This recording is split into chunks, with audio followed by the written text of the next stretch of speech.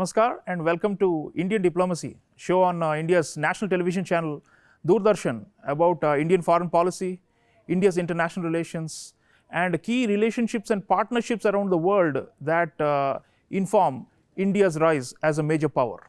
Viewers, this is a special episode focused on global perspectives about India, featuring 22 foreign diplomats from 20 countries who are here in India under the aegis of the Sushma Swaraj Institute of Foreign Service of the Ministry of External Affairs of the Government of India.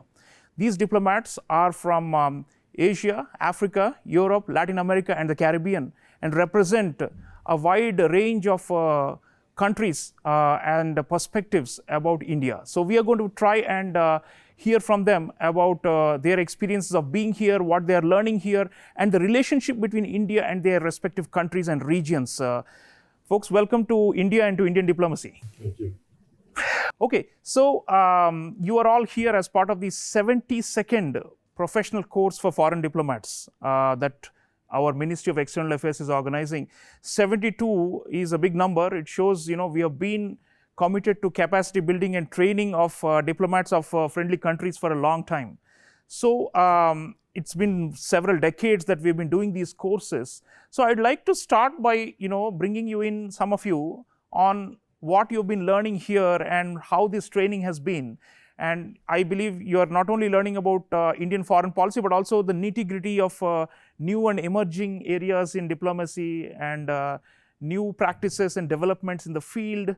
So it's a kind of a professional course that's also supposed to help enhance your own skills and abilities as diplomats. So if any one of you would like to come in first and talk about this training and how it has been so far and what you have enjoyed and what you have learned so far in this training, that will be useful for our viewers because people don't necessarily know the kind of capacity building training projects that our ministry does. It's known only among elite circles. So we would like the general public to also know how India is enhancing or building your capacities. Anyone would like to come in on what you've undergone so far in the training? Yes, ma'am, please. My name is Joanne Moore. I'm from Jamaica. I work at the Ministry of Foreign Affairs and Foreign Trade. For me, this program has been very insightful to learn about India's foreign policy and how it's interacting, outside, like in global governance. So I know for a fact that I can take back the knowledge back to my capital and then recommend this program to other young officers who'd like to experience diplomatic training outside of Jamaica. So it's been a very good experience so far.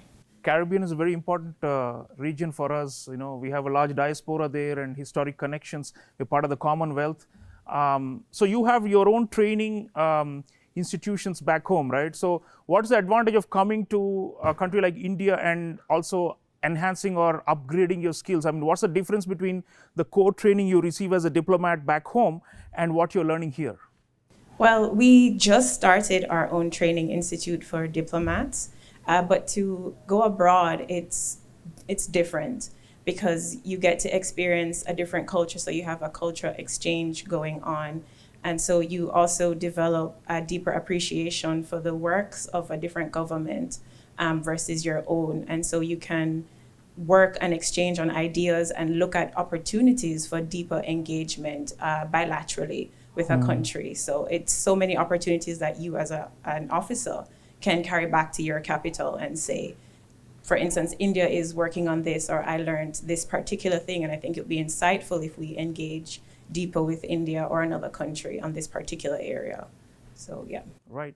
Thank you so much. A lot of learning, I suppose, because training of diplomats means that you're also being exposed to different viewpoints and different national perspectives, right?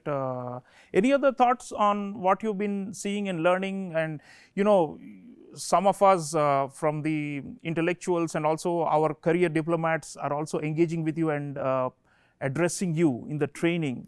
So anything you've observed about Indian foreign policy in particular from this training or generally from the relationship between your country and India, that will be useful for our audience to know as well. So would anyone want to come in and talk about the cooperation between India and your country and your region and what's happening there, and is there anything additional you're picking up from this training that will potentially boost our bilateral or regional relations? Yes, ma'am. Thank you very much. My name is Julia. I come from Moldova, which is a country in Eastern Europe. Back home we refer to our country as being in Eastern Europe, but as we learned here in India, you are looking west. So for you, we are to the west. Yeah. Let's say that. And I'm very glad to be at this course. It's my first time here in India, and we have recently opened our embassy here, which was inaugurated in December last year during the visit of our minister to India. So as I said, Moldova is a country in Europe. We are culturally and geographically situated in Europe, but we are looking to the world. We are looking to develop our engagements with friendly nations around the world. So that's why India was a natural choice for us. And we're different. India is big compared to Moldova. Of course, we can fit like Moldova maybe 15 times only in New Delhi. That's to give you the scale of the two countries. But this does not mean that we do not have opportunities to cooperate.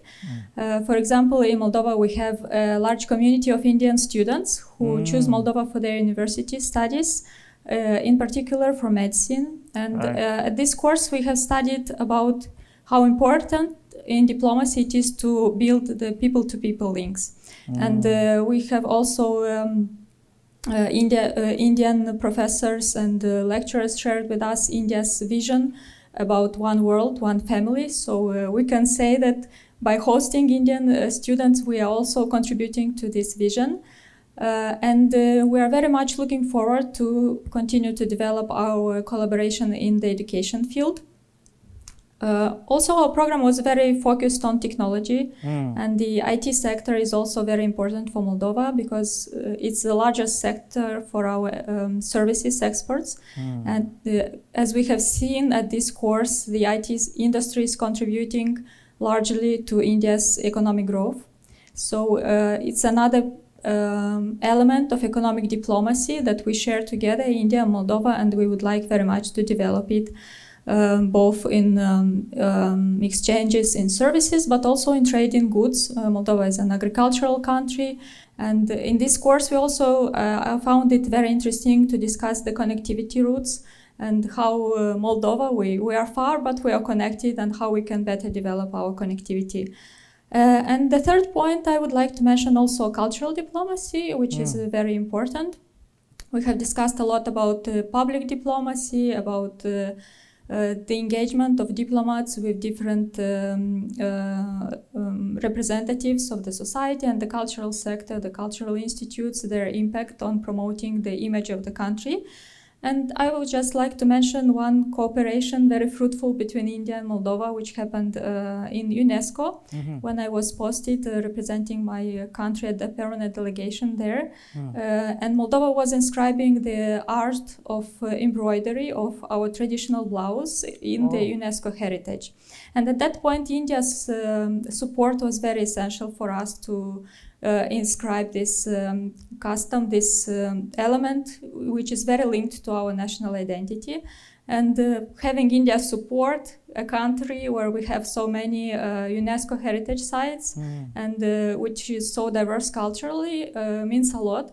And actually coming here and seeing so many people wearing traditional clothes, as you yourself are doing today, and the women so colorful, so vibrant, and looking back to that experience, I realized that actually India understood very well what this traditional blouse means for Moldova and for Romania. It's a common heritage for the two countries because it's very linked to our national identity and to our growth and representation as a country. So I think these are the 3 points, takeouts for me from this course: the people-to-people links, the economic diplomacy, connectivity, and of course the public and cultural diplomacy. Thank you very much. That's actually quite a comprehensive response from our friend from Moldova. Friends, the smallest of countries matters, and she was talking about scale and how New Delhi, the national capital of India itself, may be outsized compared to Moldova as a country, but the point is every sovereign member of the United Nations matters, and this group, I must say, has a lot of representation from the global south, and this has always been our tradition in the Ministry of External Affairs to make sure that a lot of friendly countries from the global south, from developing world, are represented, and we believe there is something we can give back to them in the form of their capacities and the form of their skill sets. So as you can see, they are imbibing and learning a lot as a result of this program. Any other views on relations between India and your country in particular? Would anyone want to speak about the bilateral partnership and what you have learned maybe in this training that's giving you maybe new ideas to enhance the bilateral partnership in any of the domains? Our Moldovan friend was talking about economic, cultural, people to people, diaspora. We have students, not just students, but also immigrants and then descendants of immigrants in many parts of the world that are represented here. So any thoughts on relations with India and this training? Anyone else would like to come in? Yes, sir. Hello, my name is Davion Seeley from Barbados, and it is an absolute pleasure to be here in India. In terms of the Global South, Barbados has become a beacon for the Global South in collaboration with India. A lot of collaboration is possible, specifically in the area of climate change. So to contextualize that, Barbados is located in the Caribbean. We are 166 square miles. We are one of the lowest emitters of global greenhouse gases, but we are on the front line of the climate crisis. Rising sea levels, increasing intensity of storms, coastal erosion, these are things that affect our livelihoods, our economies. When I look at Barbados in the international arena, the Prime Minister of Barbados has spoken in various multilateral fora about the importance of climate change for small and developing states.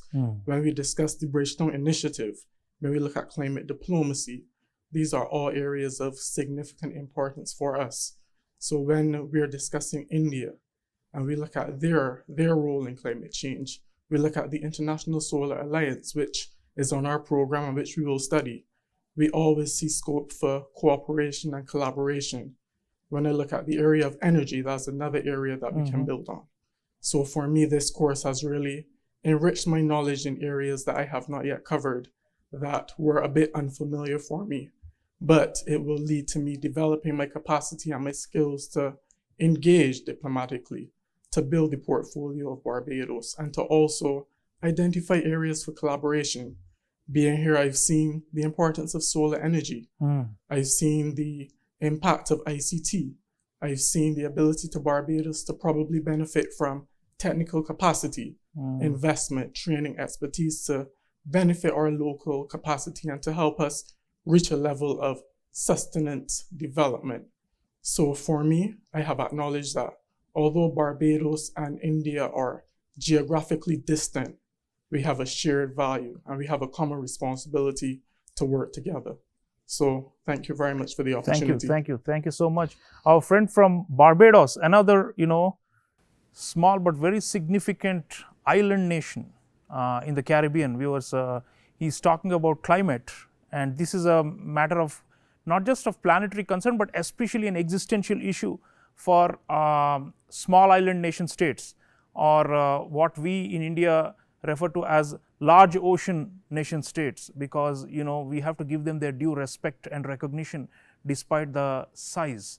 So climate is one area where there is a lot of collaboration going on. There's a lot of green technology transfer, there's a lot of capacity building that India is doing, and also helping transfer best practices in terms of solar and wind and other non-fossil fuel renewable energy and so on. Right, so viewers, South-South cooperation is one of the key elements and aspects of Indian foreign policy, and we pride ourselves in being voice of the global South. India's role in getting the African Union full membership of the G20 has been a highly instrumental step that's been hailed globally, and there's so much else that we are doing at the bilateral and regional levels with so many countries, as our friends here are talking about. Let me bring in a few more voices about India's cooperation on South-South basis with fellow developing countries, and what more we can hope to see in the future as these relationships get stronger. Can I bring in more voices, please? Yes, ma'am. Okay. Hello, thank you. My name is Dharma. I come from the plurinational state of Bolivia in South America. First of all, I would like to thank you and thank the people of India for having us here. It's been so far a very, very nice experience. We are having a cultural exchange, and we're all learning a lot on this program. As Bolivia, we're trying to strengthen our relation with India. Of course, is an outstanding country which has an outstanding role now in the multipolar world. We recently inaugurated your embassy actually in La Paz. We received your ambassador. We're trying as well to strengthen our embassy here in New Delhi. And we're definitely looking forward to strengthen our relationship. We have a lot of similarities. We have cultural similarities as well. We are a plurinational country. We have many nationalities in our country recognized by constitution. So I think we can keep working and to have a more interaction between our countries, of course. Yeah, and Bolivia, the indigenous people, are a majority in your country, and Indeed. we also have a large indigenous community. And like you said, as a pluralistic democracy, India has been able to accommodate people of so many ethnic backgrounds, isn't it? And this group has also gone to see the Prime Minister's museum in Delhi, and you've seen the the evolution of our democracy. So I think what you're saying is not only pragmatic cooperation, but also at the level of values. There's much that we can share and learn from each other, isn't it? Indeed, there is much we can learn from each other. For us, our nations are very important since they are recognized in our constitution. They are the core of our state. We have many languages as well, and we're trying to include them all in all the life of the state. We learned a lot in our visit to the museum. It is an example of how this large democracy can work, and we can learn a lot about you. Thank you so much. Viewers, Indian democracy is one of our strengths, as you know, and many developing countries look up to it. And our friend from Bolivia in South America is talking about managing diversity. This is a big deal. Many developing countries have failed to do so and have fallen into civil wars and political trouble and have even broken up over the course of their post-independence history. But we have India, which is a stable democracy, a pluralistic and inclusive democracy, and that's also something that our friends are pointing out. Let me also talk more generally about the experience of being in India and what these foreign diplomats are learning from being in India. What is the level of cooperation between India and their countries, and what more can we see? Would anyone else want to come in on India and what they have seen and learned and the cooperation? Yes, please. So far, learning from our esteemed professors, it's interesting to see India's position when interacting in the global governance forums and institutions. So far, I've learned that India is taking its role as the voice of the global South very, very important. So to see that, it's very commendable to see that India, in developing itself, is not just looking out for its own national interests, but it's also looking out for the global South. As you know, our voices are routinely left out in global governance discourse and dialogue. Sometimes that's not intent, but it happens. So to see India bringing issues like my colleague from Barbados said, climate change, to see things like that being talked about, and technical corporations, which the Global South really needs for socioeconomic development. I think it's really great learning about how India is positioning itself to offer such assistance to not only its neighbors, but in far off regions, and it's building bridges, filling in gaps that have been left. And so I think India rising itself out of certain challenges, it's like a role model for developing countries like my own to see that despite certain setbacks, looking at the large population, different belief systems, how to manage that, I think it's a great role model for the South. So, yeah. Thank you so much. Yeah. So distance is not the matter. Viewers, what our friends are saying is that the impact can be huge through values and by setting an example. It doesn't have to be like neighboring countries or right next door. India is a civilization with enormous influence across Asia, but now the influence is global. In the contemporary times, because of the engagement and also because of the some of the practices that India itself stands for and the values that we espouse. There was a mention of the world is one family by one of the diplomats here, and that's our core motivating ethos, and that's how we've been able to bring together so many countries. We are coming almost to the end of the show, but I'd like to hear some more voices on the experience of being in India and how it is helping you as diplomats personally and professionally as you grow and think about your own country and your own country's place in the world. How has this been a transformative experience, and how has India, what did you think of India before coming here, and what have you seen here, and how is it changing your impressions? Would anyone want to come in on this? Yes, ma'am. Thank you very much. My name is Gertrude Akwi from the Ministry of Foreign Affairs, Uganda. My experience from coming to India has been great, right from the time I arrived. What we actually see about India on the camera is different from what you actually experience here. It's completely different. The people are very friendly people, and just like Ugandan people, very friendly. And I think that explains why we have a number of Indians investing in Uganda. Because of the friendly nature of people of Uganda. We have had a number of Indians investing in Uganda right from the time when Uganda got independence. And through the cooperation between the two countries, Uganda has greatly developed. We have had a number of Indian investors in Uganda who have employed many people, and the relation between the two countries has grown from strength to strength, and it continues to grow. This is also significant with the recent visit of the Prime Minister of India to Uganda in 2018, where he had an opportunity to address the African Parliament at the Parliament of Uganda.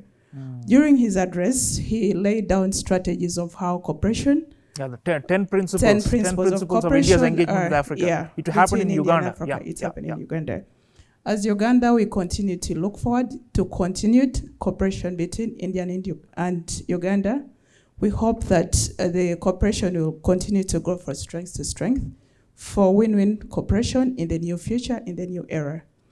India has also supported Uganda multilaterally with the recent admission of African Union to the G20. We continue to pay very close attention to these developments, and we continue to look forward to India's cooperation in the multilateral sector. And ma'am, these kind of exchanges where you are coming in person to India, you think that can actually help boost the overall relationship, and how? Yes, my coming here is actually a testament of the already existing bilateral cooperation between the two countries. Specifically in the education sector, training, human capital development, my coming here is actually a testament to that. And when I return, I will encourage other diplomats in the ministry to attend this course, both at mid-level and entry level. Wonderful, wonderful. That is, I think, the whole purpose of these programs. So thank you so much. Uganda, East Africa, viewers, this is a region where we have a large diaspora, and our friend from Uganda was talking about that. And also, it's on the western end of the Indian Ocean. So East Africa is very, very critical to India's overall strategy in the Indian Ocean region for its connectivity in terms of trade and commerce, and also to have an influence and to be a power. So this region is also represented in the course.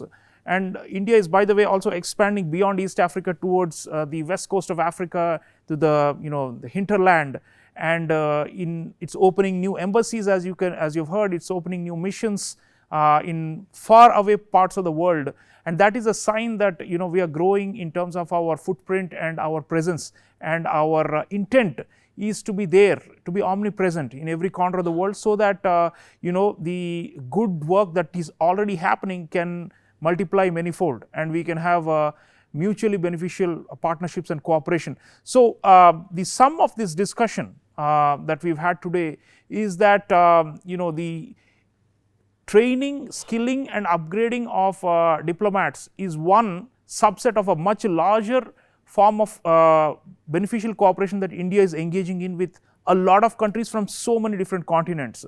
And it's a sign of a would-be great power or a rising power that we are able to do this on such a large scale.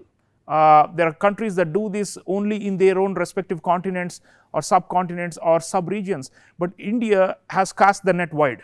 And from the engagement with all these diplomats, you can see how they are also seeing the positive side of India's engagement with their respective countries, and also the value of these kinds of capacity building initiatives. So the Ministry of External Affairs is committed to continuing to upgrade skills and to share best practices. Some of the diplomats also spoke about domestic attributes of India as a great civilization and a culture, and also as a successful democracy, and which is managing diversity. So it's not only pragmatic cooperation in terms of trade and commerce and investment, or security cooperation and defense and counterterrorism, and those we anyway do with a lot of these countries, but it's also intrinsically the idea of India as something that is attractive and something that probably has some lessons that can be carried forward to other countries, and that is ultimately the whole purpose of these kinds of engagements. I want to thank our distinguished participants from 20 countries who have come from far and near, and who are now part of the India experience. Please enjoy your time here. Please take back the good memories, and like one of you said, you are going to be sending more people here from your country, and we hope that this cycle of cooperation continues to grow and become something much bigger than what we have today. As you know, India is rising, and in 5 years, in 10 years, you will see India being an even bigger player in your respective regions and countries. So we welcome this friendship, and we value the bonds of this friendship so much. Thank you for joining me on the show. Thank you, viewers. Bilateral and regional cooperation is the crux of the matter, and the global perspectives on India that we heard today are part of this broader dynamic of cooperation that India stands for. And India is a responsible rising power, and that's why we are able to see this kind of convening that we are able to do, bringing so many countries together right here in our national capital. Thank you for watching. I'll see you again next time. Until then, take care.